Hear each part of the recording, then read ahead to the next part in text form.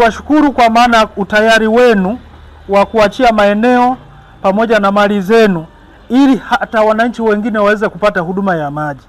Ni jambo la msingi sana. Kuna wengine wameachia ardhi, kuna wengine wanaachia majengo, miti, mazao mbalimbali.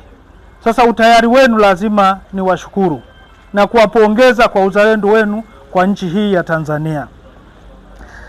Tumetoka mbali na wakati fulani ilikuwa kama ndoto.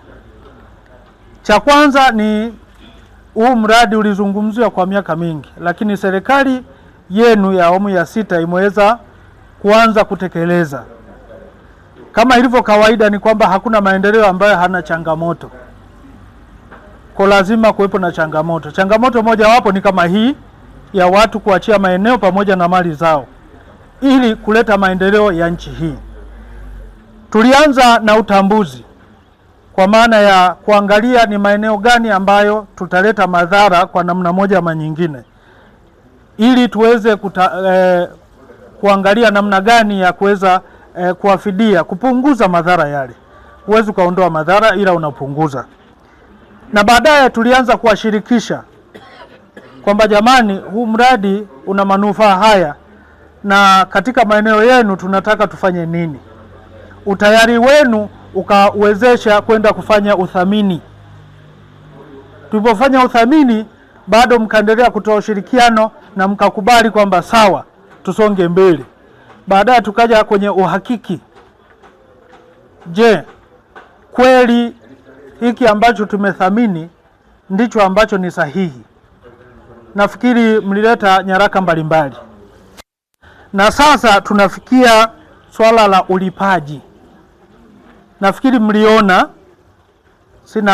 sina shaka hilo, mliona mnatakiwa kulipwa katika vitu gani na vitu gani. Kwa wale wenye nyumba, maana yake unalipwa fidia ya nyumba, ardhi pamoja na ile ya kupanga ya miaka 3. Imekuwa imejumlishwa pale. Kwa hiyo hutalipwa tofauti kwamba hii ya nyumba, hii ya ardhi, hii ya pango, imejumlishwa. Pale utakapoenda kusaini utauliza hivyo vitu, mchanganuo ukoje, utaelezwa mchanganuo ulivyo. Jina naitwa Prosper Rafael Shigala, ni mkazi wa Iyela, mtaa wa Iyela moja. Ni mnufaika na mradi. Tunashukuru kwa kuletewa mradi.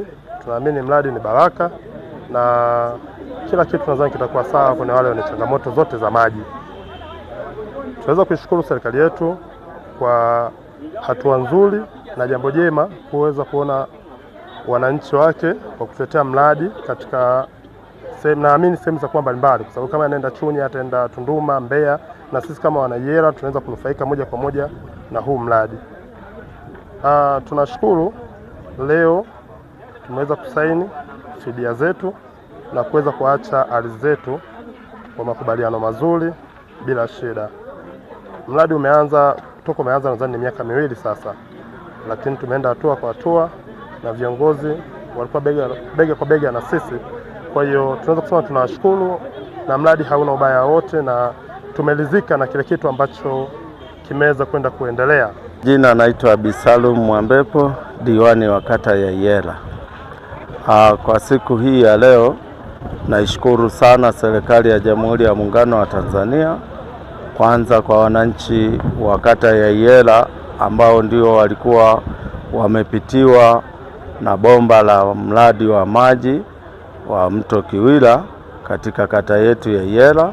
Watu zaidi ya 116 leo hii wanakwenda kupata stahiki zao na serikali ya Jamhuri ya Muungano wa Tanzania.